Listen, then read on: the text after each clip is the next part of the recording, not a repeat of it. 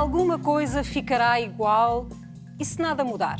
A pandemia está a ser um esforço e um desafio em quase todas as dimensões das nossas vidas. A economia travou e tenta agora adaptar-se. As sociedades abrandaram, o planeta descansou, mas esta é a fase de construção do novo normal, ainda em tempo de guerra contra a Covid-19. Esta noite a RTP e a Fundação Francisco Manuel dos Santos procuram resposta para a pergunta: que mundo vem aí? E respondem neste Fronteiras 21, Miguel Poiares Maduro, professor de Direito, Cristina Fonseca, engenheira e empreendedora, António Pinto Ribeiro, filósofo, criador e programador artístico, e o professor de Macroeconomia, Pedro Brinca, que vai estar connosco via Skype, precisamente porque a pandemia nos impede de estar ainda todos aqui neste espaço. Muito boa noite aos quatro. Introduzo agora o quinto elemento, porque ao longo desta hora e meia, em direto, o Fronteiras 21 vai estar a ser acompanhado pelo desenhador António Jorge Gonçalves. O convite que lhe fizemos foi o de desenhar o mundo como o vê, juntando as ideias que estiverem aqui em debate. Falo agora com o António. Olá, António, boa noite. Nós vamos vê-lo fazer desenho digital em tempo real. É uma técnica que desenvolveu, que tem praticado em concertos, em peças de teatro e que nasce muito antes da ideia de pandemia, mas que hoje ganha uma utilidade suplementar. É isso, olá, boa noite, Ana, e a todos os convidados. Eu estou aqui, tenho uma tablet e uma caneta que faz às vezes do rato e estou a desenhar direto ligado ao meu computador. E é verdade, é uma técnica que eu já venho a usar já há bastantes anos, já desde 2003, mas que me permite tudo aquilo que eu desenho com esta caneta via computador aparecer em qualquer lado, projetado num edifício, projetado no ecrã de um telemóvel, num televisor. E é isso que eu estarei a fazer aqui, de improviso, sem ideias feitas. Vou estar a sentir o que é que os convidados vão dizer e eu próprio vou desenhar aqui o que eu sentir ao ouvi-los. António, peço-lhe que faça o primeiro traço, se é que já considera Sim, que é possível, para que o possamos ver. Fazer exatamente tudo Muito aquilo bem. que eu desenhar aqui será visto aí.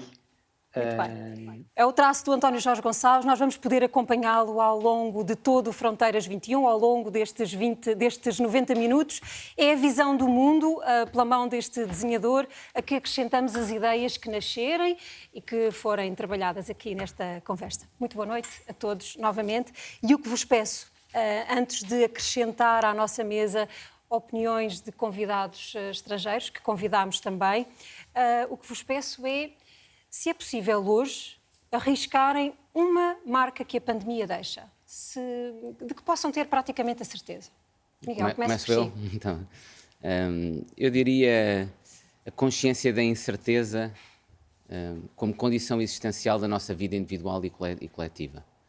Acho que há imensas marcas possíveis desta pandemia e vamos discuti-las e falar delas seguramente ao nível da organização social, económica, política, imensas, mas mesmo quais é que vão ser marcas duradouras e quais é que são meramente conjunturais, mesmo em relação a isso temos incerteza.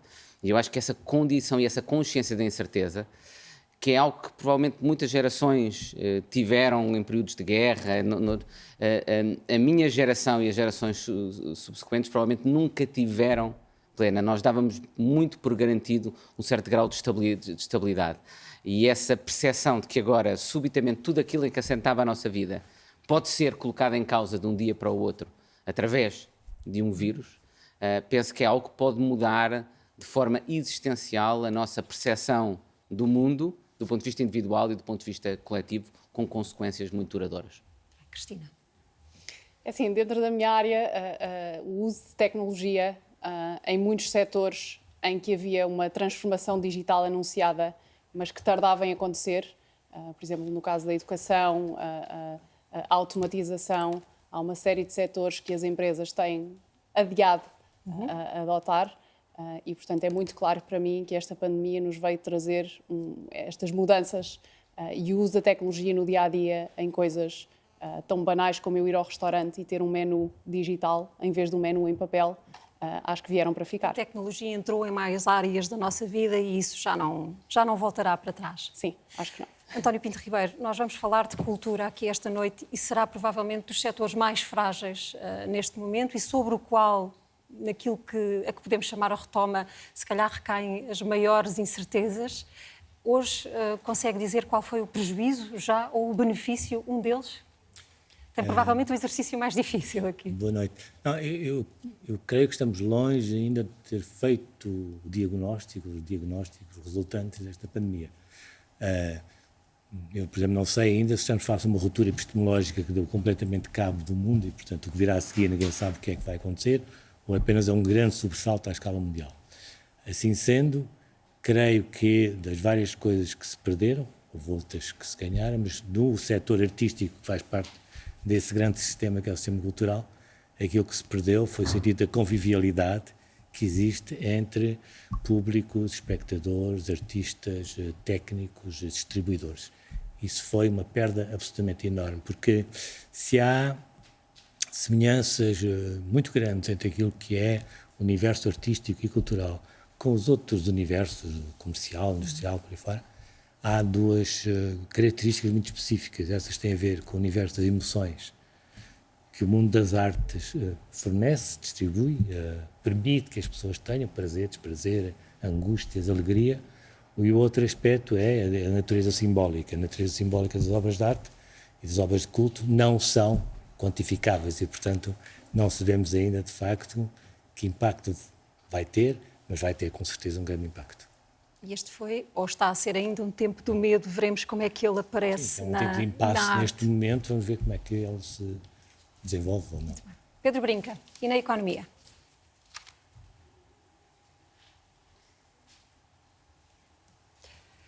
Pedro Brinca está connosco por Skype, é macroeconomista. Convidámo-lo para nos ajudar a olhar daqui para a frente. O confinamento, o arranque desta pandemia paralisou a economia em praticamente todo o planeta.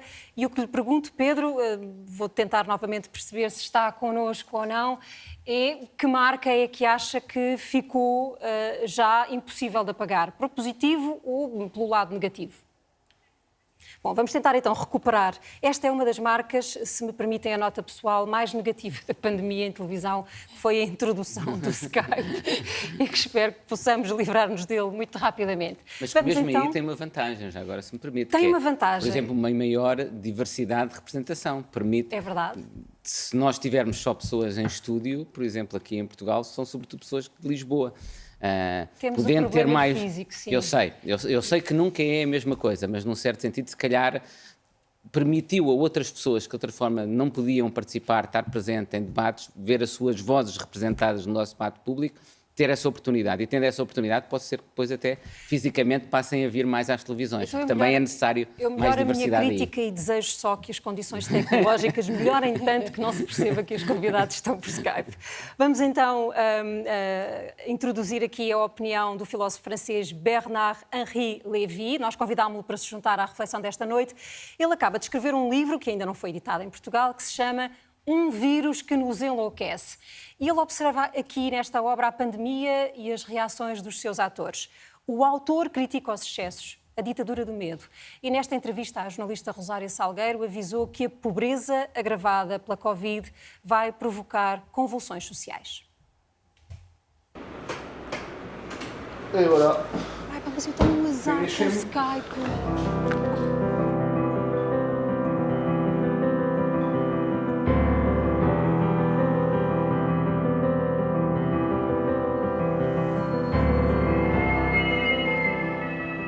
Este vírus que nos enlouquece inspirou Bernard-Henri Lévy. O filósofo francês olha para a frente e observa ausências de liberdade que parecem ter vindo para ficar. Ce qu'on sait pour l'instant, c'est qu'il y a une dangereuse tendance à laquelle il faut résister, à s'habituer à l'absence de liberté, à s'habituer à l'idée que l'autre est un ennemi potentiel. Il y a une dangereuse tendance à considérer qu'il faut s'éloigner d'autrui. Moi, j'ai passé ma vie à penser qu'il fallait se rapprocher d'autrui. Qu'être un humain, c'était non pas se confiner pour regarder au-dedans de soi, trouver sa propre vérité, aller chercher sa vérité intérieure, mais qu'être un humain, c'était sortir de soi et aller vers autrui. J'espère que c'est ça qu'on pensera dans les années qui viennent. Le monde a-t-il une cécité générale? C'est pas une cécité. Collective. C'est pas une cécité, c'est autre chose. C'est-à-dire que c'est là, brusquement, on a mis au centre de nos vies une maladie, le Covid, et plus rien n'existait. Les morts du cancer, les morts du diabète, les morts d'AVC, les morts du cœur, tout cela, d'abord, ils n'osaient plus aller à l'hôpital. Dans certains hôpitaux, pas tous, quand ils arrivaient, il n'y a pas de place, les services avaient été transformés en services de soins du Covid, et puis leur maladie n'intéressait personne. Et ne parlons pas de cette autre maladie, qui est une maladie aussi, même si elle est sociale, qui est l'extrême misère. On a confiné la démocratie aussi? Bien entendu.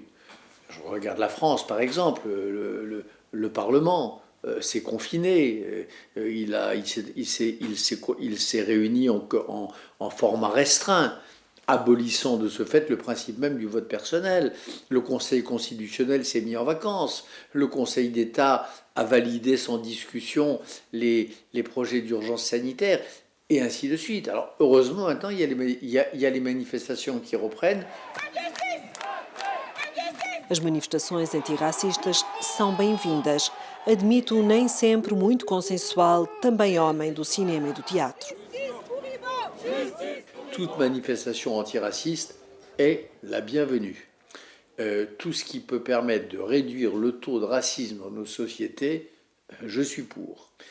Après, je ne suis pas non plus pour tous les amalgames et pour toutes les stigmatisations. Par exemple, je ne suis pas d'accord pour dire que la police française est raciste. C'est pas vrai. Il y a, comme dans tout le reste de la société, bien sûr, il y a des policiers racistes, mais la police française n'est pas raciste. Ça, je le crois profondément. Et il y a même des actes racistes contre des policiers français. Croyez-vous que ces mouvements vont rester plus longtemps, comme le mouvement MeToo, ou ils vont disparaître, s'effondrer, après qu'il aura autre sujet plus médiatique? J'espère que non, parce que, alors ça vraiment j'en ai marre, cette espèce de... Ces viralités explosives et qui disparaissent aussi vite qu'elles se sont viralisées, ça c'est la frivolité même de l'époque. Donc j'espère au contraire qu'on assiste à une reprise par la jeune génération des mots d'ordre antiracistes. Bernard-Henri Lévy critica os que derrubam as memórias e culpam as atuais gerações pelos crimes do passado. Après que le crime de l'esclavagisme soit un crime inexpiable, c'est-à-dire dont il faille se souvenir inlassablement, oui, je le crois. Je crois que c'est un crime ineffaçable. Il ne faut pas l'effacer. Mais est-ce que nous sommes personnellement responsables des crimes commis il y a 3 siècles? Non. Ça, c'est une conception archaïque de la justice. Jusqu'à la 20e génération, non, bien sûr. Il faut faire la différence entre la mémoire qui est infinie et puis la culpabilité qui s'arrête à ceux qui ont commis le crime. A contestação social não está desenhada no novo livro de Bernard-Henri Lévy, mas já se adivinhava nestas páginas. Foram preenchidas, durante o confinamento, as palavras sobre o vírus, sobre a ditadura dos médicos e a mundialização do medo estão escritas à flor da pele. Ce livre est à contre-courant.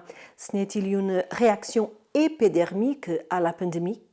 Non, c'est pas une réaction épidermique, c'est une réaction philosophique.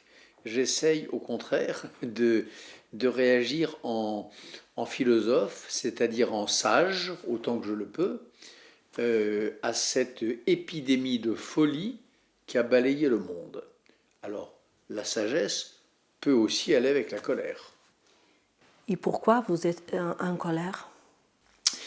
Je suis en colère parce qu'on en a trop fait, parce qu'on est devenu fou, avec des conséquences économiques probablement incalculables. Or, l'économie et la vie, c'est pas deux choses différentes. L'économie, c'est aussi de la vie. L'économie, c'est de la pauvreté, c'est du chômage, c'est de la misère humaine, c'est des gens qui ne vont pas passer le cap, c'est des maladies mentales, c'est des troubles psychologiques. La mondialisation par la peur, la ville-monde frappée par la terreur. Sous l'abri de la science, sous l'égide du supposé savoir, alors on nous fait avaler n'importe quoi. Les médecins nous disent, pour être solidaire, il faut rester chez vous, tout le monde reste chez soi. Les médecins nous disent, le contact avec l'autre est un contact mortifère, plus de contact.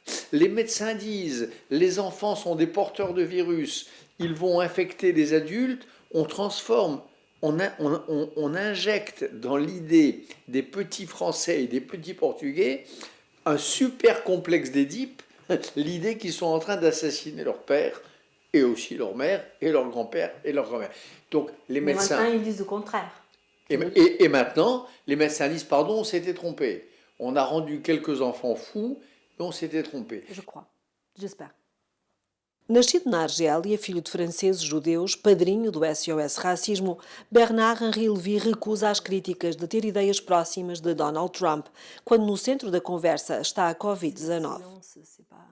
J'aimerais bien savoir comment. Pour moi, Trump est la pire catastrophe qui soit arrivée à l'Amérique, depuis justement l'esclavagisme, et je plaide exactement pour le contraire. Trump fait partie des profiteurs de virus qui se servent du virus pour faire avancer son agenda suprématiste, pour fermer ses frontières et pour redonner des couleurs à son mot d'ordre d'America First. Moi, c'est le contraire. Moi, je suis partisan de l'ouverture à l'autre, je suis partisan du partage des richesses, je suis partisan que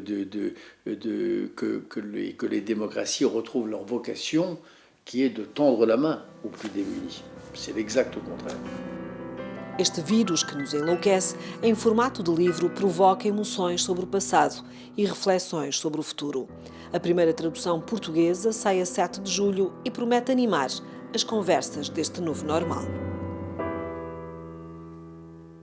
Uma epidemia de loucura como Henri Lévy nos provoca a olhar para estes tempos. António Pinto Ribeiro, vou começar esta ronda por si e por pela questão do medo.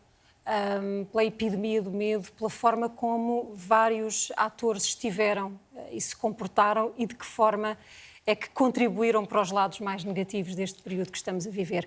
E eu lembro-me que, ao falar consigo, me dizia o medo tem sido... o medo tem proporcionado lindas obras de arte na história da humanidade. Este tipo de medo também? Também. Há dois aspectos aqui a considerar. Tem a ver... Aliás, o Bernard-Henri Lévy falava um pouco disso, como o vírus se tornou um parasita do nosso cotidiano, não é? Para quais os mídias contribuíram, de certa forma, ao ter na agenda esta venda permanente da notícia. Parece que, de repente, o mundo desapareceu, as guerras desapareceram, a pobreza desapareceu e, portanto, tornou-se... E a dose foi de tal forma que se inculcou na vida das pessoas, nas relações entre as pessoas, de tal forma que hoje as pessoas têm medo de tocar. Pois, podemos falar um pouco disso mais tarde.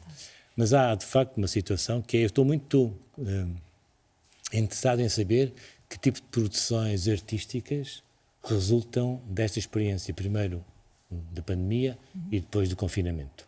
Porque parte substantiva da história das artes e da cultura decorre justamente das grandes guerras, das situações de catástrofe, das guerras, sejam elas exteriores, sejam as guerras internas. Quer dizer, todos nós que vemos ou gostamos, ou mais ou menos, do Tarkovsky, do Bergman ou da Paula Rego, sabemos que estamos a assistir a medos interiores, não é? Que são expulsos cá fora. Eu estou muito curioso em relação a isso. Creio que já há algumas experiências, houve diários que foram escritos muito à flor da pele, portanto, resta saber que eventualmente num futuro próximo vai haver algumas obras que resultam desta experiência dilacerante para muita gente e particularmente para os artistas, creio eu. Cristina, na sua área, na área das empresas, na área da inovação, na área da invenção de ideias novas, este período foi desafiante?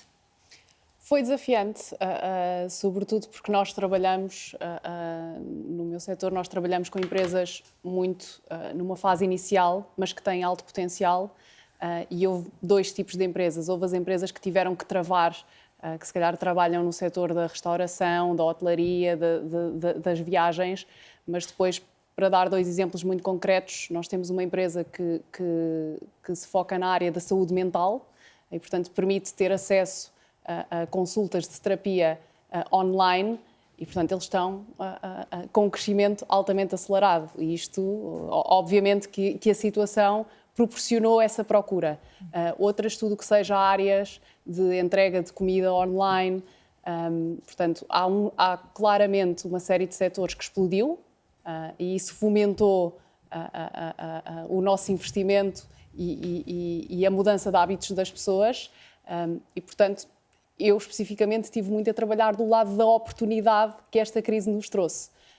E gosto de ser positiva nesse aspecto e estive próxima de algumas organizações, até se calhar um bocadinho maiores, e que nós poderíamos considerar mais lentas na questão da mudança, e vi organizações a fazer o que se calhar demoraria 6 meses a 1 ano, porque os processos de decisão são lentos, porque é preciso orquestrar várias equipas e departamentos e, de repente, estas pessoas percebem que têm que se modernizar e em 3 semanas fazem o que se calhar lhes demoraria 3 anos. E, portanto, vi isto a acontecer de forma muito orgânica, com muita tolerância e com trabalho de equipa. Mas diria que há setores que não vão conseguir reconverter-se e isso tem a ver com geração, por exemplo, desses gestores? Ou... Eu acho que as pessoas foram obrigadas a reconverter-se. Tem-se falado muito da reconversão e do reskilling, que é o termo em inglês, mas era uma promessa que tardava em chegar, porque ninguém tinha um plano concreto para fazer isto acontecer. Eu, por muito que saiba que provavelmente o meu trabalho daqui a 5 a 10 anos não vai existir da forma como eu o conheço hoje, é difícil para mim ver um plano de transformação se eu tiver 30 anos de carreira a fazer o mesmo trabalho da mesma forma. E eu acho que nós falávamos muito desta transformação, mas não conseguíamos ter um plano para ela acontecer. E ela aconteceu em alguns setores. Há setores, obviamente, em que as pessoas pura e simplesmente não tiveram forma de trabalhar durante a pandemia, mas outras conseguiram reinventar-se. Os professores, por exemplo. Quantos professores tinham até alguma aversão a usar ferramentas digitais e de repente estão a dar aulas no Zoom e a fazer upload de vídeos para o YouTube?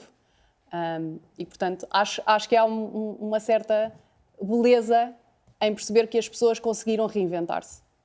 Miguel, e esta capacidade de reação de alguns setores da sociedade melhora ou piora as relações desta sociedade com o Estado, com o seu poder político? Pode funcionar das duas formas, ou seja, desde logo esta reação de medo que as pessoas têm. Inicialmente, seguramente, perante um choque exógeno, a tendência das pessoas é confiarem na autoridade, nas autoridades políticas, e nós vimos isso praticamente todos os governos em todo o mundo, independentemente da forma como geriram a crise, tiveram aumentos de popularidade, é significativo. Aliás, os americanos normalmente têm uma expressão para isso que chama-se rallying behind the flag. Perante um choque externo, exógeno, a ideia das pessoas é que querem unidade. E isso leva também, por exemplo, a uma procura de maior consenso na política e, portanto, vai em sentido contrário a uma preocupação muito grande que existia, que era uma política cada vez mais fragmentada, mais radicalizada. Portanto, pode ter, desse ponto de vista, um lado positivo. Também, já agora, a importância dada à ciência e aos especialistas, exatamente, que é algo que voltou a ser importante e que, por exemplo, os movimentos populistas colocavam em causa. A ideia de que nós poderíamos deliberar sobre tudo, incluindo sobre aquilo que é matéria de ciência. E o reconhecimento de que ter acesso à informação não é conhecimento, são coisas diferentes, é muito importante para a democracia e, portanto, isso significa que nós temos de ter algumas fontes a que concedemos a autoridade, a que reconhecemos a autoridade, para definir, por exemplo, aquilo que é a ciência, aquilo que é verdade ou é mentira em determinadas questões. Desse ponto de vista, há uma evolução positiva. Mas há também riscos e preocupações grandes. desde logo, tem a ver com a exploração desse medo. Nós assistimos a isso, a que regimes, mesmo regimes ainda democráticos, mas com tendências autoritárias, regimes democráticos e liberais, como se diz hoje em dia, o caso mais falado na Europa é a Hungria, que, usando e explorando o estado de emergência, adotaram leis e assumiram poderes que diminuem ainda mais os mecanismos de checks and balance, de controle, de separação de poderes e os direitos fundamentais nestes Estados. O Parlamento foi suspenso. Exatamente. Mas nós também tivemos quase um Parlamento suspenso, mas para além disso o que é preocupante é que em alguns desses Estados houve por parte de alguns governos, Hungria ou na Índia, para irmos fora do continente europeu, a assunção de poderes numa lógica não meramente transitória, mas numa lógica já estrutural de longo prazo. E essa exploração do medo, de forma a manipular esse medo para obter uma maior concentração de poder, é uma das coisas mais preocupantes e que nós temos ao longo da história. Aliás, a própria arte e cultura frequentemente representa isso. Eu estou a lembrar de um objeto de arte mais popular, mas que eu considero um objeto de arte, que é a Guerra das Estrelas, que eu costumo usar para os meus alunos e dizer que é uma metáfora sobre como é que uma democracia, uma república, se transforma numa ditadura. E, aliás, uma frase belíssima a respeito do medo do Obi-Wan Kenobi, que é uma espécie de filósofo na Guerra das Estrelas, em que ele diz: a insegurança alimenta o medo conduz à raiva e a raiva é o caminho para o lado escuro da força. E, portanto, isso basicamente depois é demonstrado na Guerra das Estrelas, que é as pessoas com medo confiam todo o poder ao imperador e transformam-se numa república, passa a ser uma democracia. Aliás, há outra cena belíssima já agora na Guerra das Estrelas, em que quando isso acontece, quando o imperador assume todos os poderes, todos aplaudem. E a princesa Leia diz: então é assim que acaba uma democracia, com um enorme aplauso.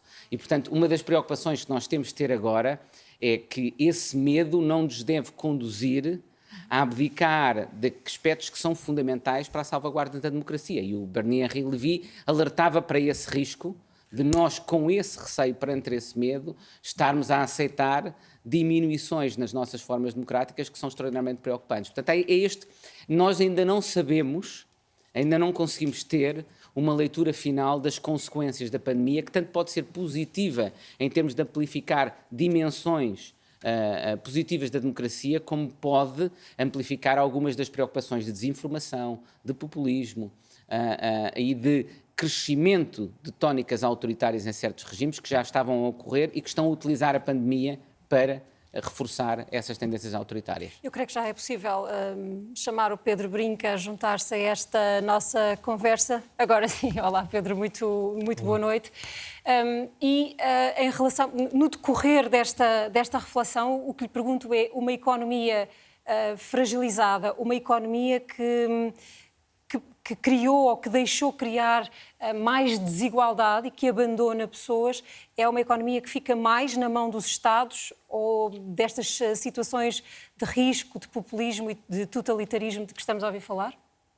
Sim, de populismo, sem dúvida, não é? Nós temos visto isso, mas antes de ir a esse ponto, eu gostava de só, porque antes da chamada de Skype ter ido abaixo, ouvi algumas das intervenções iniciais e para ir um bocadinho contra-corrente, gostava só de partilhar uma perspectiva que o meu bisavô nasceu em 1900 e ele com 8 anos viu um regicídio, com 10 mudou de uma monarquia para a República, com 14 teve a Primeira Guerra Mundial, com 18 teve uma pandemia parecida com esta, vê a ascensão do Estado Novo, vê uma Segunda Guerra Mundial, quer dizer, vê depois uma guerra colonial e falece, vê uma revolução do 25 de Abril e depois em 83 falece antes da segunda intervenção do FMI num espaço de 5 ou 6 anos. Ou seja, é verdade que isto é um evento de um impacto brutal e com um reach enorme, mas não é algo que gerações anteriores não tenham passado, se calhar até de uma forma mais profunda. E eu sou um otimista por natureza e quero acreditar que os melhores anos ainda estão à nossa frente. Relativamente à questão da emergência do populismo e desse tipo de movimentos, eu acho que o Covid não trouxe nada de novo nesse aspecto. Eu acho que o Covid veio aprofundar, veio pôr on steroids, como às vezes se diz, toda uma dinâmica de emergência de movimentos populistas que já tinha uma raiz e uma força por trás nos últimos 40, 50 anos. Basta ver as tendências de evolução económica, de desigualdade, de acumulação de riqueza, tudo isso que veio com a globalização e com a integração das economias, que trouxe imenso bem-estar, mas que também criou muitos ganhadores e muitos perdedores. E obviamente que quando nós começamos a ver o rendimento muito concentrado, começamos a ver a riqueza muito concentrada, aquilo que nós observamos é que numa democracia, se 51% sentirem que estão piores, não é? E se nós, por exemplo, olharmos para os Estados Unidos, aquilo que vemos é precisamente isso. Cerca de 50% da população nos Estados Unidos, os bottom 50, os 50 mais pobres, estão hoje piores que o que estavam nos anos 70. Obviamente que o sistema põe-se a jeito ao voto anti-establishment. Não é à toa que, em termos de grupos demográficos, aquele que mais mudou relativamente à eleição anterior de Barack Obama com Mitt Romney, comparado com Hillary Clinton e Donald Trump, foram precisamente os brancos, com pouca educação, e homens, essencialmente. E quem é este grupo demográfico que mudou tanto o sentido de voto de uma eleição para a outra? Estamos a falar das pessoas cujos pais ainda nasceram num esquema rural, tiveram alguma educação, alguma formação, ensino secundário, foram trabalhar para as fábricas, para o Rust Valley. Foi a primeira geração a ter um frigorífico, a primeira geração a ter um carro, a primeira geração a ir passar férias à Flórida. E depois temos uma geração dos filhos destes, não é? Que fizeram exatamente aquilo que os pais fizeram. Foram para a escola, foram para o liceu, depois não estudaram mais e foram trabalhar para as fábricas de Detroit e companhia. E estão muito pior. Já saíram da classe média e estão muito em baixo. E essas pessoas que nos últimos 40 anos tiveram uma perda enorme do nível de vida, estão zangadas. Não é à toa, eu lembro-me o primeiro debate entre a Hillary e o Donald Trump. A Hillary começou primeiro, está há 5 minutos a falar sobre todas as medidas económicas e políticas e de política estrangeira, internacional, etc., que queria tomar. Hillary terá sido provavelmente a candidata com mais capacidade ou com mais preparação para o cargo da história dos Estados Unidos, e quando é a altura do Trump de falar, ele diz 3 ou 4 palavras. O que é que faria se fosse presidente? Vou metê-la na cadeia. Ou seja, as pessoas estão zangadas, não é? As pessoas estão zangadas. Nós vemos a emergência de movimentos populares em Portugal, na Polónia, vemos na Grécia, vemos no resto da Europa, e reflete muito este sentimento de muita gente que o establishment e o status quo lhes falharam, ok? E eu acho que o grande desafio, para terminar, o grande desafio da nossa geração é precisamente continuar a aproveitar o melhor que toda esta integração económica mundial nos traz do ponto de vista de ganhos de nível de vida, mas sem deixar ninguém para trás, porque se o fizermos, vamos pôr em causa a coesão social e a estabilidade social e vamos nos pôr ao dispor da emergência destes movimentos populistas. Vamos ouvir agora a opinião de uma socióloga holandesa. Ela é criadora do conceito Cidade Global, Saskia Sassen. Ela é especialista em questões como desigualdade. E ela diz, a propósito disto, que este é um vírus que não é democrático. Os pobres e os frágeis ficaram mais frágeis, ao mesmo tempo em que outros viveram este confinamento como uma espécie de férias. Em entrevista à Fátima Faria, afirmou que algo vai mudar nos sistemas de produção, porque vão começar a surgir alternativas locais. Professor Saskia Sassen, how will we stay after this pandemic? Will we go back to what we considered normal? Or are we going to face a new reality? I think it will be a mix, because we humans have an enormous capacity to forget even the worst sort of dangers that we might have run into. So my notion is that some people will take it very seriously. They will understand that more of these viruses will be coming, but most people will sort of forget and maybe talk about it and joke about it. Do you think the state will gain more strength with this crisis? Does it feel like we need a stronger public sector? Well, that's a very good point. I would think so, yes, but it depends what kind of strength. I would not want to take it the Trump way. You know Trump, have you heard of him? We need to be very serious and attentive to the multiple realities which really cohabit in any of our big cities. We who live in these big cities, we know only a bit of the cities, of the lives of the people in these cities. So we must recognize that for a lot of people, this was disastrous. For some people, this was really like a vacation. They didn't have to, go teach, et cetera, et cetera.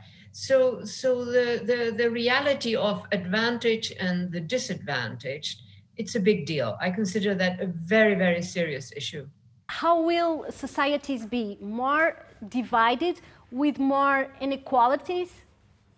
Well, in some ways, yes, because a lot of the lower income people or the very modest middle classes will have lost, and they will not have the money necessarily to buy again or to recover their jobs. So what lies ahead for a lot of the lower income people is possibly a rather difficult time, a time that is marked by a certain type of injustice, a type of injustice that we have experienced when we have big storms that destroy the houses of modest people, or we have water that invades and destroys modest housing. So we know that the disadvantaged are at a disadvantage. This virus provides yet another type of disadvantage. They are more likely to be killed by this virus than the wealthy middle classes, let's say. Not to mention the very rich, though some of them have also died, but... And you talked about cities is one of the issues of your studies. What about them and the way they are organized? Is it expected to change a lot with an increasing number of unemployed people and families struggling for living? Yeah, this is a bit catastrophic, I think, for a lot of people. We really must take it very seriously. My hope is, and you see it in some countries, is that more and more people become aware, including politicians and people who are in the municipal governments.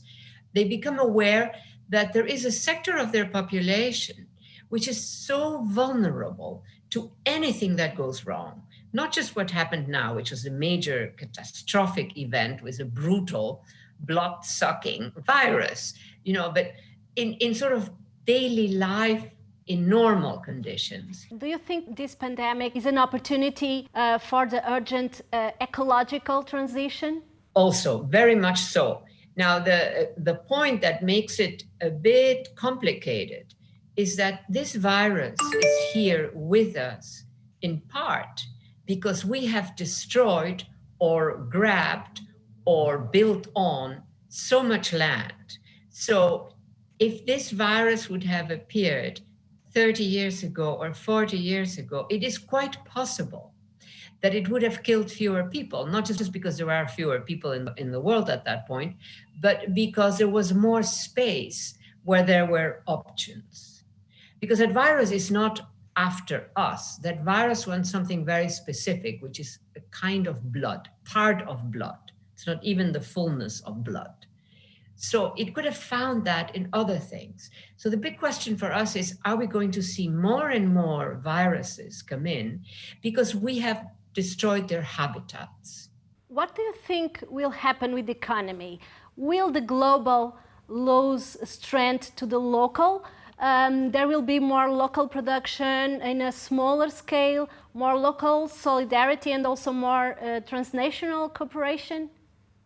I like what you say, especially more sort of localizing production. There is no reason that we should be importing potatoes, from whatever, Australia, to take a long trip to Europe. There is no reason to do all kinds of things that we're doing that involve sort of an intermediate sector that really wins, right? Because they gain from having these long transports, they make money that way. That is what we must kill. Whatever we can produce locally, we should produce locally. And hopefully some of that has happened in this crisis, at least in some cities, because that was the only way to get food, fresh vegetables, that you cooked it yourself, you did it yourself, you planted it, etc. We have to do much more of that. Europe is very good. say, compared to the United States, compared to Latin America, in actually producing part of your food in your garden. In the big cities of the Americas, you just don't see that. It's very difficult to do. So that is just one little element, that could be in play in a much more significant way than in the past. As alterações previstas por Saskia, nós lembro que estamos a ser acompanhados ao longo deste Fronteiras 21 pelo António Jorge Gonçalves. Ele está... Acabámos de falar sobre as cidades globais e é neste ponto que está o desenho que se vai construindo ao longo desta nossa conversa. Ora, estamos a falar sobre desigualdades, sobre as respostas a esta pandemia. Ela em Portugal custou milhares de postos de trabalho. O regime de layoff foi uma ferramenta para proteger emprego durante a paralisação. O desemprego afetou mais mulheres do que homens, num total de 1.364.486 trabalhadores. A indústria transformadora foi a que mais recorreu ao layoff simplificado, seguida do comércio e reparação de veículos, alojamento e restauração. Das mais de 113 mil empresas em causa, 24% estão na região de Lisboa, 19% no Porto e 10% em Braga. Este instrumento, o layoff, vai ser para muitas empresas a antecâmara da falência. Os consultores que analisam o comportamento dos mercados prevêem que a pandemia acelere uma revolução que começava já na indústria e nos modos de produção. Neste setor, tal como Saskia, Olivier Scalabre, do Boston Consulting Group, em Paris, afirma que vai haver menos globalização. A indústria vai procurar menor escala e produção próxima dos mercados.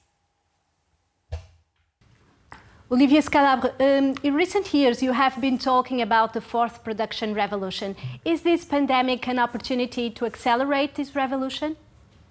Yes, I'm convinced it is. This manufacturing revolution is built with new technologies, and those new technologies are very important in order to deal with the challenges of the crisis for two reasons. I think the first one is that, what we suffered from during the crisis is resilience and redundancies in our global supply chains. And I think that, these redundancies will be basically built with factories that are more local, more regional, and that are closer to consumer markets. Because if there is one factory close to a market that is stopped by a pandemic, for example, then another one serving another region will be able to take over it. The second thing that happened during the crisis is that we had to be much more flexible. Some factories that were producing, fabrics had produced masks. Some others that were producing cars have produced ventilators, and those changes have to happen, in only a few weeks. And this has been possible thanks to new technologies. For example, if you take augmented reality, you are able, to manufacture a product by following simple gestures. And this has been a key component, for having workers assemble ventilators, even if they have never done it before. They just had to follow the movement and the gesture. So that is one practical example. I think we need more flexibility and we need to have more production closer to consumer market. And I think those trends were existing before the crisis, and they will be accelerated, by the crisis itself. And in which sectors of industry will this change be felt first? There are some specific sectors that will be more visible now? I think I think this is basically a trend, that affected all markets for several reasons. I think the first one is the fact that if you look at, macroeconomics, the salary are converging between low-cost markets and other regions other countries, in Asia or other countries in Europe or other countries in Mexico. For example, in China, basically, the cost of manufacturing is higher in China than it is in the south of the United States at the moment. It's the same, in Europe. You have Poland or Czech republics, which is basically almost at same cost of China. So this was happening before. And can these changes in production also lead to the environmental revolution that the planet needs? Yes, I'm convinced of that as well. The super specialization of and globalization of supply chain has been hit by the crisis. If you look, for example, Apple, and you take an iPhone, if you take all the components that are produced, in very specific countries, in order to reach and to be assembled in your iPhone, all the components, if you add the distance they traveled, it's basically the distance from the Earth to the Moon. And this is basically because one country is producing one component, another country is producing another component, and so on. And all those countries are basically all over the world. And the crisis so this has a huge impact, on sustainability, obviously, because we cannot afford having products travel the whole world before they reach their end consumers. And with the crisis, we all found that this model was not the most effective one. Because imagine that the pandemic is hitting one country, then it's the whole supply chain of electronics that is basically broken down. And therefore, having much more localized component production assembled much more locally is basically something which is good for resilience and for the pandemics. And this is something that is good for the environment as well. Will these changes also require changes in education? The universities must adapt themselves to this new reality? Yeah. For the last few decades, we have told our students and in universities that manufacturing was something that was happening far away, that this was something that was happening in China and so on, and that the future of their works was not in manufacturing but in other sectors. And I think now we need to basically teach manufacturing again, in universities. And the manufacturing that will come back, close to home, is not the same manufacturing that has gone away, a few decades ago. It's a manufacturing with a lot of new technologies inside. We talked about additive manufacturing. We talked about augmented reality. We talked about Internet of Things. We talked about analytics. And so we need to be prepared and reskill, our people in order to be able to cope, with those new technologies. Saskia Sassane e Olivier Scalabro falam-nos então deste novo olhar sobre a globalização com um recuo, mas que eu creio que tanto que nos dois pensadores será mais na área da indústria. Nós temos algumas perguntas dos telespectadores do Fronteiras 21 que nos vão acompanhando na preparação do site ao longo das semanas e tenho uma pergunta para si, que decorre deste raciocínio de, provavelmente na indústria sim, haverá a cautela de não ficarmos dependentes de centros de produção que estão muito longe de nós e que podem bloquear cadeias de produção, mas em todas as outras áreas parece que estamos a ganhar mobilidade. E a pergunta que o João Carriço faz e que gostava de dirigir a si é: se com as experiências positivas que estamos a ter na área do teletrabalho, por exemplo, olhando para Portugal em concreto, se isso não permite pedir às pessoas que voltem a olhar para o interior, que voltem a viver no interior e, através desta experiência, olhar para a organização do território de uma forma mais eficiente. Pode ser uma das consequências positivas, embora eu lamento hoje não ter muita certeza de nada ainda. E vou dizer novamente que tanto podem existir consequências positivas como consequências negativas. Uma consequência positiva pode ser essa, porque a partir do momento em que as pessoas podem trabalhar de qualquer local, podem ir à procura de melhor qualidade de vida no interior e, portanto, isso levar sobretudo à deslocalização de massa crítica para o interior, pessoas até mais qualificadas, porque é sobretudo para esses, já agora, que nós estamos que o teletrabalho, o trabalho remoto funciona, não é? Não é para os operários tradicionais, é para aqueles que têm trabalho, sobretudo intelectual, e essa é uma diferença importante também. Mas pode levar a que pessoas desse género se deslocalizem dentro do nosso território para o interior, para territórios de baixa densidade, e portanto isso pode aumentar a coesão territorial, reforçando a massa crítica nestes territórios. Também pode ser positivo ao nível do impacto ambiental. Menos viagens, menos deslocações, pode ser positivo. E pode ter essa vantagem ao nível da própria qualidade de vida das pessoas, mas também pode ter exatamente o efeito contrário, desde logo na qualidade de vida das pessoas, porque se pode ser ótimo estar em casa, depende depois da autonomia que a pessoa tem, e se essa autonomia não é controlada também remotamente pelo empregador, de uma forma até mais intensiva do que era na organização tradicional de trabalho. Portanto, se vai colocar problemas importantes, até do ponto de vista do direito de trabalho, tudo isso.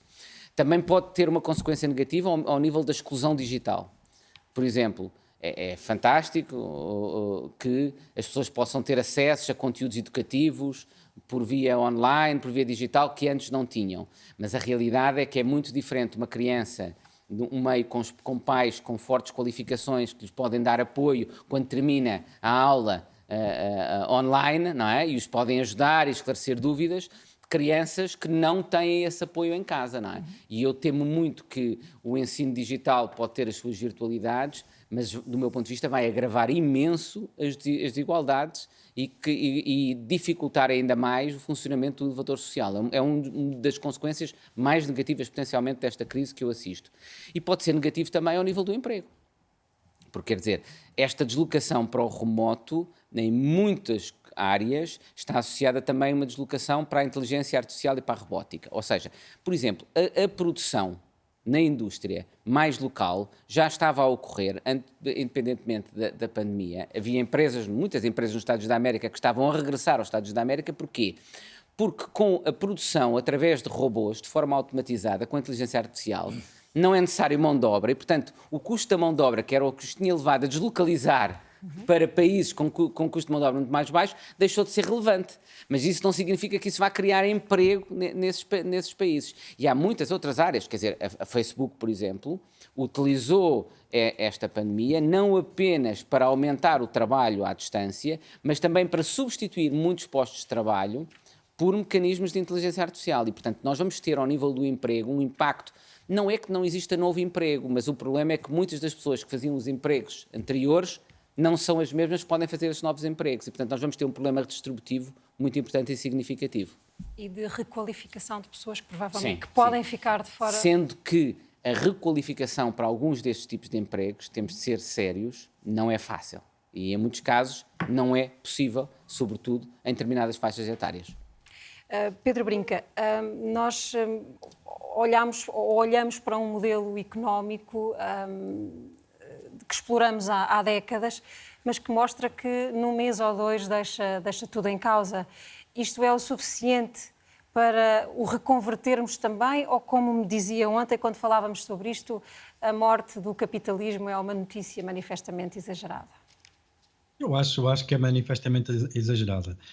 Se nós olharmos mais uma vez para trás na história, o inventor do tear mecânico teve a casa dele invadida pelos trabalhadores que foram substituídos, destruíram-lhe as máquinas todas e ele teve que fugir da cidade, não é? Isto em pleno princípio da primeira Revolução Industrial. Ou seja, já passaram algumas centenas de anos e continuamos a ter taxas de desemprego e taxas de participação da força de trabalho que não estão nem de perto nem de longe a pôr em causa a questão do trabalho. As pessoas adaptam-se. O que eu acho que é fundamentalmente diferente, e eu acho que isto também já foi abordado antes aqui no programa, tem a ver com a velocidade. Okay? Tem a ver com a velocidade com que esta adoção está a acontecer, da maneira como foi potenciada por esta questão da pandemia, e como disse o Miguel e bem, há emprego que é destruído, há emprego que é criado, mas aqui o grande problema é que esta transição geracional, com a velocidade que é adotada, os novos empregos são tipicamente aproveitados, se quisermos pôr assim, pelas novas gerações que vão entrando no mercado de trabalho e que têm estas novas ferramentas e estão mais bem preparados para para as desempenhar, estas tarefas que vão aparecer e que vão se tornar mais importantes. E daí que a questão da requalificação torna-se manifestamente importante. Eu concordo, é um problema difícil, mas é um problema que, de alguma forma, vamos ter que ultrapassar, no limite, quanto mais não seja, através de políticas sociais que possam permitir uma transição, a trabalhadores que já estão muito perto da reforma, que possam permitir uma transição minimamente digna para a reforma. Nesse sentido, eu não estou a ver nada de fundamentalmente diferente nestas dinâmicas que já não tínhamos observado ao longo da história. Talvez a questão da velocidade, que põe em causa ainda mais essas políticas de requalificação, não sendo possível a requalificação, as redes de suporte social possam permitir a estas pessoas fazer a transição para outro tipo de vida de uma forma mais digna. Na cultura, o localismo não é uma solução que traga muito desenvolvimento? Não, aliás, pode ser bastante penalizador, porque um dos aspectos mais interessantes que existe no sistema cultural e nas artes é a partilha de imaginários. Ora, quanto mais os imaginários foram diversificados, quanto mais eles forem internacionalizados, mais rica é a nossa vida, mais é rica também a vida das outras pessoas. Acresce que hoje todo o sistema artístico se fundamenta na circulação, na coprodução, na colaboração internacional. E, portanto, é absolutamente fulcral que isto aconteça, senão que um dos vários dramas que vai acontecer é que, não sendo também possível estimular a criação específica de um país, vai com certeza haver tentativas de nacionalismo, não é? De repente voltamos à arte portuguesa nacional ou à arte francesa nacional, que é o pior que pode acontecer, e do ponto de vista de apoio aos nacionalismos bárbaros que estão a emergir, será catastrófico. Exatamente, tentou fazer isso. Mas, se me permite, eu gostava de voltar à primeira intervenção do Pedro Brinca, porque eu não estou rigorosamente nada de acordo com ele. Acho que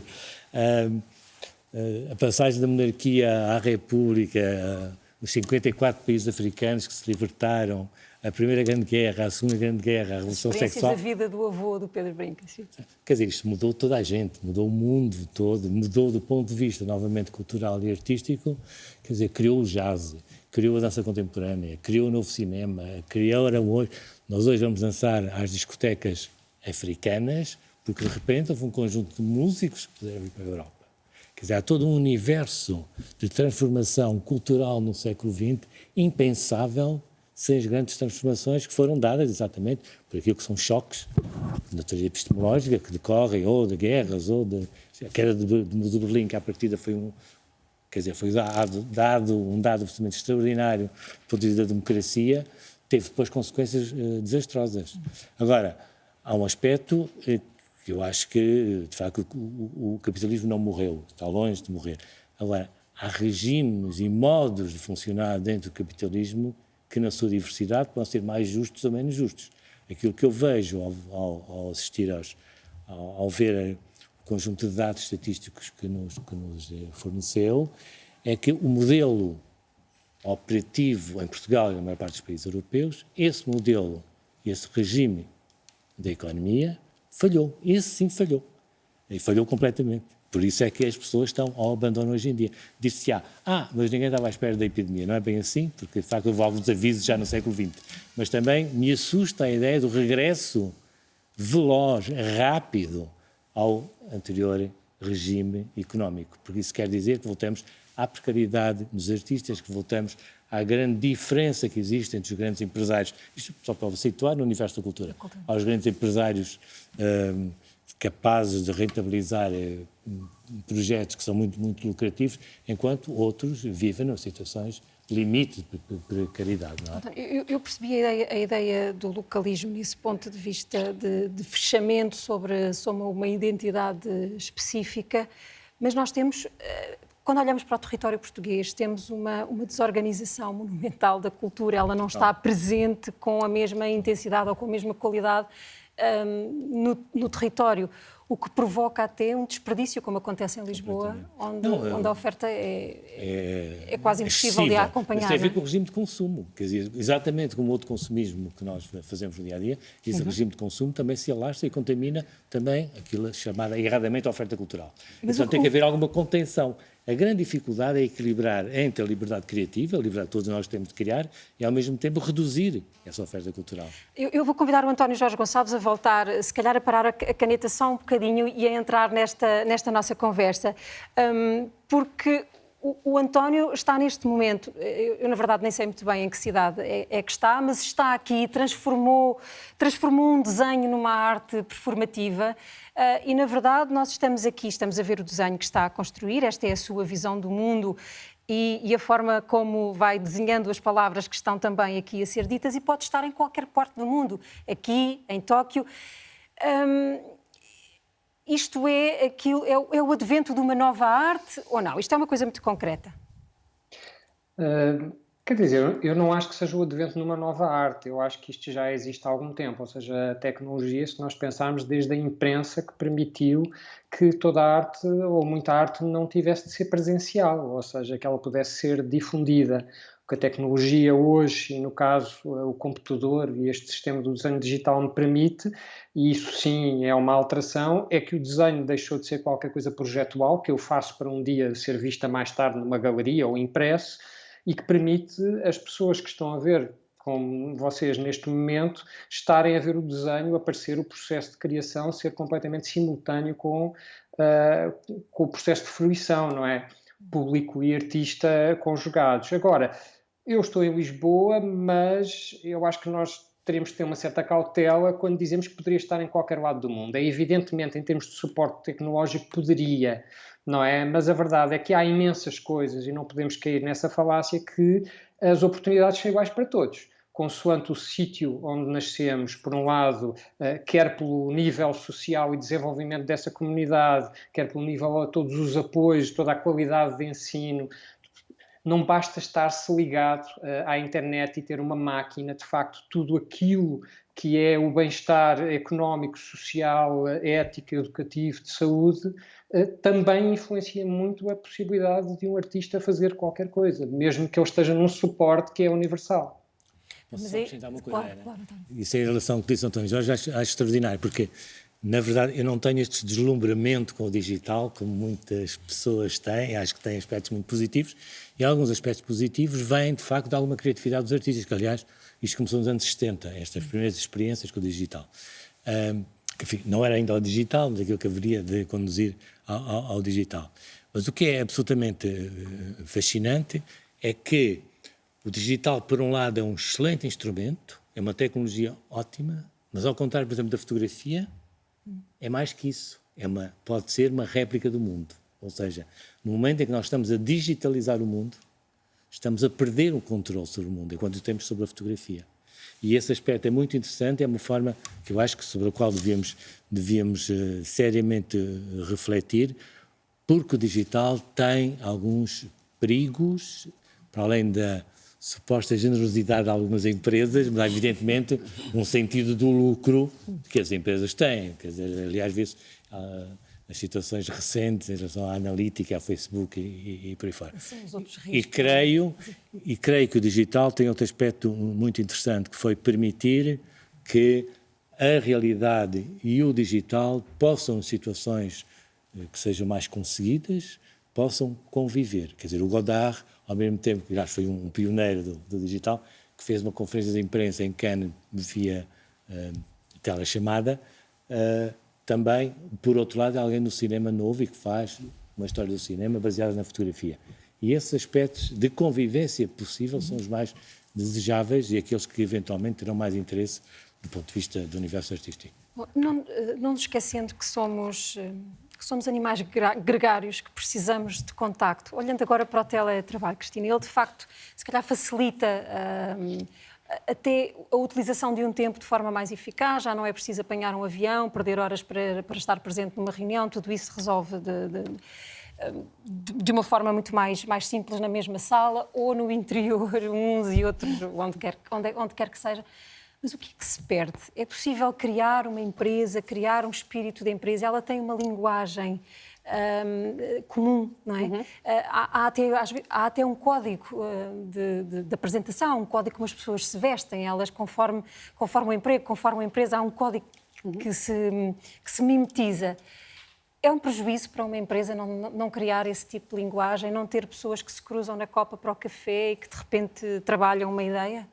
Claramente, ou seja, não é? O digital, eu sou um bocadinho fascinada pelo digital e obviamente pelos benefícios que traz, mas há uma série de desafios os quais nós não estamos preparados para lidar, a começar pela separação entre casa e trabalho, a questão da comunicação. Portanto, uma organização para funcionar de forma saudável, as pessoas têm que estar alinhadas, têm que estar na mesma página. Muita dessa comunicação acontece de forma casual. Ou seja, eu se estiver num espaço físico sentada com os meus colegas de trabalho, há muita informação que eu vou absorvendo desse contexto. E, portanto, se eu estiver em teletrabalho, ou eu crio mecânicas para passar esse contexto, ou então as pessoas sentem-se perdidas, esquecidas, não incluídas numa série de iniciativas, os próprios líderes não estão habituados a comunicar desta nova forma e isto traz esses desafios adicionais. Há organizações que, por exemplo, no meu caso, nós trabalhamos muito com organizações que têm escritórios em diversas geografias e, em alguns casos, até, por exemplo, em Portugal e nos Estados Unidos, com 8 horas de diferença, e já há algum conhecimento e as pessoas foram desenvolvendo técnicas para conseguir trabalhar deste modo. Daí que seja mais fácil. Mas uma organização tradicional que tenha ido para casa trabalhar remotamente é muito difícil. O mais provável, na sua opinião, pergunto, é que resultem daqui uns sistemas híbridos, períodos em casa, períodos de contacto, algumas tarefas feitas em contacto presencial. Provavelmente o próprio papel do escritório vai mudar, porque hoje em dia eu não preciso de ter milhares de metros quadrados que não são usados, mas preciso de ter reuniões presenciais e dinâmicas de equipa diferentes para estimular o que se perde, a criatividade, para alinhar as pessoas. E, portanto, eu acho que, para além da forma de trabalho, o papel do escritório, a própria liderança, a forma de liderança, há muitos desafios aqui e há muito trabalho a fazer nas organizações daqui para a frente. E trabalha-se mais? Trabalha-se muito mais. Trabalha-se muito mais, até porque é difícil criar a barreira entre o que é o espaço pessoal e o espaço de trabalho, e essa é outra das questões. Portanto, as pessoas passaram a trabalhar, algumas delas, na mesa em que fazem as refeições de família. E, portanto, o espaço individual foi invadido pelo trabalho. Portanto, é normal. As pessoas, muitas vezes, eu vi pessoas a acordar às 5 da manhã porque têm alguma dificuldade em conciliar a sua vida de família com a vida profissional. E, portanto, isto é um desafio. Só para resolvermos aqui a questão do digital com a cultura, com a arte, por muito generosa que seja a indústria digital, por muito... Precisamos do cheiro, precisamos do toque, exatamente, precisamos da presença dos outros, não é? Ir a um museu também, essa experiência também contém o estarem lá mais pessoas, ou menos, ou muitas. Eu acho que tivemos dois tipos de perdas evidentes, enfim, para além das perdas de benefícios para grande parte dos trabalhadores, tivemos duas perdas enormes nesta experiência agora de confronto com o ecrã. Uma foi a perda da perspectiva. Quer dizer, voltamos, de repente demos um salto ao pré-renascimento. Há sempre 3D, a gente sabe disso, mas nem toda a gente tem acesso. Além disso, nem toda a gente tem acesso ao 3D. A outra coisa que foi o corpo. Recordar-nos-emos que na sequência das revoluções sexuais dos anos 60 houve uma glorificação do corpo enorme. O corpo era glorioso, o corpo era fashionable, tudo aquilo era fantástico. E o que aconteceu nos anos 80 com a SIDA foi a mortificação do corpo. Passou a ser uma via de contaminação. Uma forma de contaminarmos o mundo, nos contaminarmos a nós e, portanto, teve essas implicações do ponto de vista social, do ponto de vista da recusa de Medo do contacto, do medo do outro, tudo isso, e teve um impacto direto nas artes. Ou seja, quer, por exemplo, na dança, no teatro e no cinema, o corpo passou a ser martirizado, passou a ser mortificado, passou a sofrer, autopunido. E eu creio que pode acontecer algo disto semelhante atualmente. As pessoas têm medo de se tocar, as pessoas têm medo de se aproximar. Um espetáculo de teatro, de dança ou uma sinfonia precisa de público que esteja ali a sentir a energia, a sentir o respirar, a sentir os cheiros, a sentir as emoções. Se há um universo de emoções, é o universo do espetáculo, é o universo das artes. Mesmo num cinema, mesmo no museu, se nós, quer dizer, vermos uma obra do Richter ou de outro grande pintor ou escultor no museu não tem nada a ver com as reproduções que vemos no ecrã, porque de alguma forma é uma espécie de passagem da Gioconda do calendário para a Gioconda ao vivo. Não é? Portanto, o impacto é a perda direta desta relação corporal, material, física, da experiência com as obras de arte. Eu não sou especialista, mas há uma coisa que já agora pergunto qual é a sua opinião a respeito, porque uma das coisas que eu sinto é que é muito diferente uma fruição através do digital, que é sempre competitiva. Ou seja, nós temos a nossa atenção distribuída por várias coisas ao mesmo tempo, sempre que estamos no digital. Nunca estamos a fazer só aquilo. De uma fruição, por exemplo, clássica de um concerto, que nos obriga a concentrar só naquilo. E eu acho que é muito diferente e provavelmente vai mudar até a nossa forma de percepção, de sentir as coisas, de pensar as coisas. O nosso cérebro vai provavelmente ser wired, como se diz, não sei como traduzir isto para português, mas vai mudar a forma de funcionar do nosso cérebro na forma como vivemos, experienciamos as coisas. Porque usamos o tempo de outra forma, não é? Não, até porque grande parte das produções que nós víamos, nos múltiplos posts e imagens que nos punham eram de má qualidade.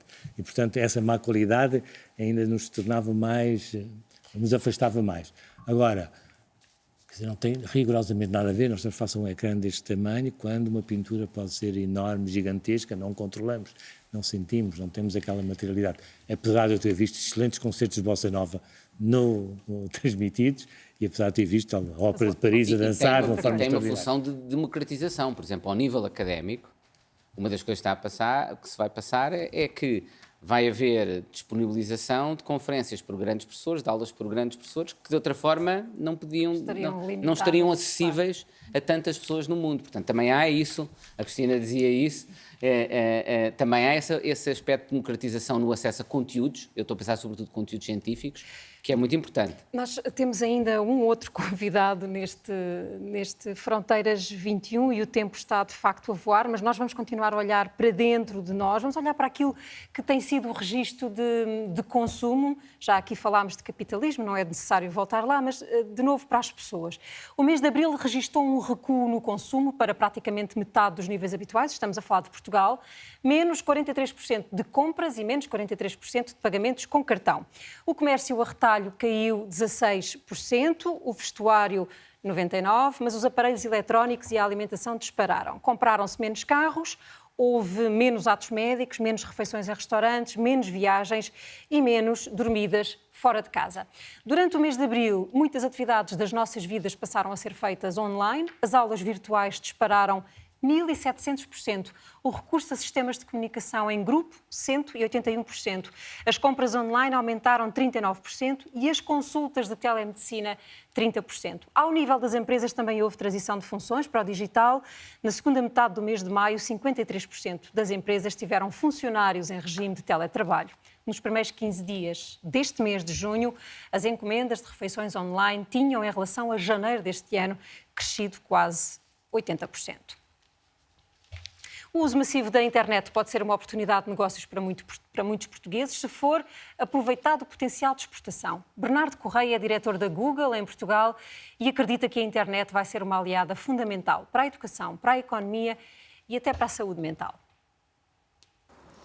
Teletrabalho, compras online, o uso da internet como forma de divertimento e ocupação e até como maneira de nos ligarmos uns aos outros. O futuro da internet nas nossas vidas é o tema da conversa que vamos ter com o Bernardo Correia, diretor da Google em Portugal.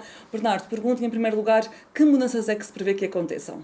Esta é a primeira pandemia que tem lugar no mundo digital e há uma série de pessoas que têm contactos com esses serviços digitais, tal como motores de busca, como serviços de vídeo, como redes sociais, mas acima de tudo como serviços de compra online para pequenas e médias empresas, e esses serviços vão ser absolutamente críticos para os próximos anos. Serviços da área educativa, o Google Classroom, que é um produto que nós oferecemos na maior parte das escolas e serviços educativos pelo mundo inteiro, tem neste momento qualquer coisa como 100 milhões de pessoas em utilização diária. Serviços de videoconferência para serviços de saúde, a telemedicina, por exemplo.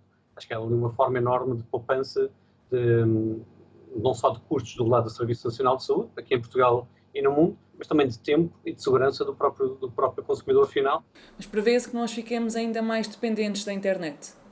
Eu diria que a internet se passa a tornar algo simbiótico com a maior parte das pessoas e que traz ganhos enormes em termos da capacidade das pessoas de obterem essa informação precisa na altura certa. As pessoas querem conteúdo com autoridade, conteúdo realmente importante, porque perceberam mais do que nunca que a informação é absolutamente crítica. E esse comportamento fundamental, essa decisão do consumidor decidir, eu não quero informação que não é de confiança, eu quero informação que é realmente, pode-me salvar a vida. Isso observou-se muito nos nossos comportamentos, no nosso motor de busca. A nível internacional, por exemplo, quando no topo da pandemia nos Estados Unidos, o número de pesquisas que nós tínhamos sobre a pandemia no Google foi 4 vezes superior ao número de pesquisas que nós tínhamos sobre o Super Bowl, que já era o nosso pico de procura. Sobre aquela notícia que saiu sobre o Facebook que quer recrutar mais 10 mil pessoas numa altura de crise como esta, como é que se justifica esta vontade de contratar mais pessoas? Isso é uma necessidade maior de quase todas as empresas, não falando só das empresas de tecnologia como a nossa ou como o Facebook, mas quase todas as empresas reforçarem os seus quadros no que toca a pessoas que entendam de digital e consigam reforçar e construir esses serviços.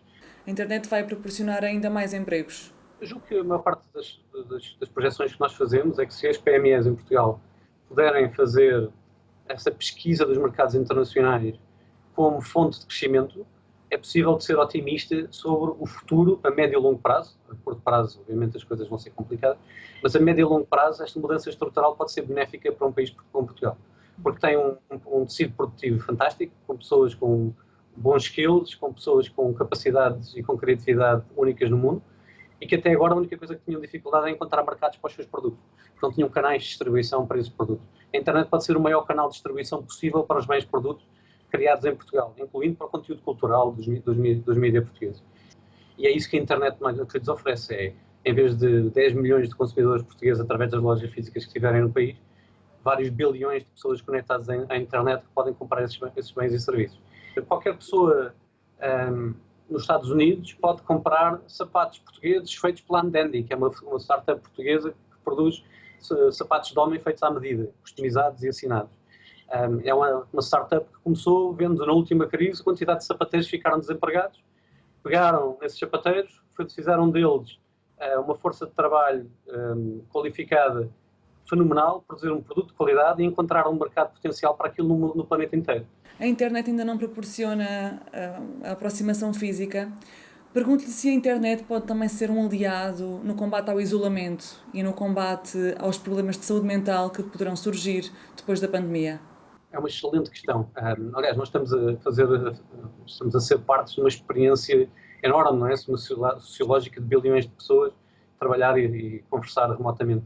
Há algumas empresas portuguesas que, aliás, fazem disto um negócio. Por exemplo, há uma startup chamada Zen Club, que é uma startup portuguesa na área de mental health, da saúde mental, e que encontrou aqui uma forma de encontrar pessoas pelo mundo fora e criar uma rede de psicólogos espalhados pelo mundo fora que apoiam as pessoas remotamente através exatamente desses serviços de apoio remoto à saúde mental.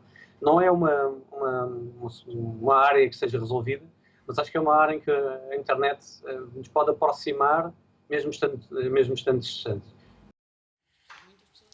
os hábitos e as formas de consumo que podem estar a mudar. Pedro Brinca, depois de termos ouvido este testemunho, eu tenho uma pergunta para si de um telespectador do Fronteiras 21, Luciano Figueiredo, que pergunta se, no contexto pós-pandemia, e há pouco o Miguel Poiás Maduro referia este facto, que é toda a gente que fala da pandemia fala como se ela já tivesse acabado e ela, de facto, não acabou ainda. Em termos de economia e de comportamento das pessoas como agentes económicos, a pergunta do Luciano para si é se acha que as pessoas vão passar a valorizar mais as experiências do que propriamente a posse. Estamos nesse ponto ou isto ainda é um bocadinho poesia? Acho que isto é uma pergunta mais sociológica do que propriamente económica. Eu acho que qualquer previsão que possamos fazer ainda da pandemia, como disse e acabou de dizer, nós ainda estamos durante a pandemia, há uma grande incerteza relacionada às novas waves que aí vêm, há uma grande incerteza relativamente à maneira como as pessoas, adaptando-se a todo este novo contexto, vão cair num novo normal. Há uma incerteza muito grande relativamente a o que é que esse novo normal vai parecer. Há algumas certezas, ou pelo menos alguns indicadores fortes, de que há áreas que foram afetadas de forma permanente e que vão mudar. Algumas delas foram referidas. Nós falámos da questão da incerteza relacionada com as cadeias de abastecimento, a questão da relocalização da produção. Eu gostava também de dizer sobre isso que, se por um lado é verdade que o local vai ganhar uma nova apreciação, é preciso também ter em linha de conta que isso tem um custo e é preciso pagar esse custo. Não estou a dizer que é mau nem que é bom, estou a dizer que, por um lado, protege-nos um bocado do risco que nós antes não tínhamos a percepção que existia, que é de facto deste poder disruptivo que uma pandemia como a que estamos a viver pode ter nas cadeias de produção e paralisar a produção, mas isso vai se traduzir em custos e numa perda, pelo menos parcial, do nível de vida. Nós podemos pensar, por exemplo, que o poder disruptivo, e isso a colega falou há bocado, as pessoas são tradicionalmente um pouco resistentes à mudança e acho que este grande empurrão para a adoção do online acho que é permanente. As pessoas não vão desaprender sobre fazer uma compra online, não vão desaprender de usar um cartão de crédito ou meios de pagamento eletrónicos e pagar contas de forma eletrónica através da internet. Isso traz novos paradigmas. Por exemplo, é muito mais fácil comprar preços na internet do que ir a um centro comercial e andar de loja em loja para ver onde é que o produto é mais barato. Eu acho que nós vamos também observar que estes estándares que vêm em termos de controle sanitário também estão cá para ficar. Eu acho que, independentemente da pandemia se resolver já, ou mais para a frente, ou sequer de se vir a resolver, eu acho que estas novas estándares sanitários vêm para ficar, porque existe, mesmo com a pandemia desaparecendo, existe um medo que ela volte. Eu acho que aí nós não vamos conseguir fugir a isso, e isso obviamente também traz custos, traz aumento dos problemas de transporte de pessoas, mercadorias, etc. Há um ponto aqui que foi abordado também ao princípio, que eu acho que é importante também trazer, tem a ver com o novo papel das instituições públicas e do público na segurança das pessoas, segurança ao nível da saúde, segurança ao nível económico, segurança nas suas mais diversas vertentes. Os mercados tipicamente são bons a diversificar risco individual. Nós, a preparar esta entrevista, falávamos da questão dos carros, não é? Se eu precisar muito do meu carro para ir trabalhar, obviamente que faz mais sentido pagar um seguro para, em caso de acidente, poder ser reembolsado e poder comprar outro carro para continuar o meu trabalho, do que ter uma quantia muito avultada de lado. E o mercado aí funciona porque as pessoas não batem todas com o carro ao mesmo tempo, e aqueles que não batem, no fundo, estão a financiar aqueles que bateram. Mas quando toda a gente bate com o carro ao mesmo tempo, não há mercado que resolva, e então aí entra o papel do Estado. Eu acho que na Europa esse calhar não se notou tanto, porque já temos um papel forte, nomeadamente na área da saúde, etc., da presença do Estado, mas certamente será, e estou em crer que será, um fator importante numa economia como a americana. E é preciso lembrar e ressalvar mais uma vez que é uma força muito poderosa esta questão da pandemia no aprofundar das desigualdades, porque gera assimetrias ao nível do género, ao nível do rendimento. Nós, como já foi aqui referido, são as pessoas com mais qualificações e com mais remuneração aquelas que têm mais facilidade de continuar a exercer a sua profissão, isto pelo vetor da economia, pelo próprio vetor da pandemia, de questões epidemiológicas.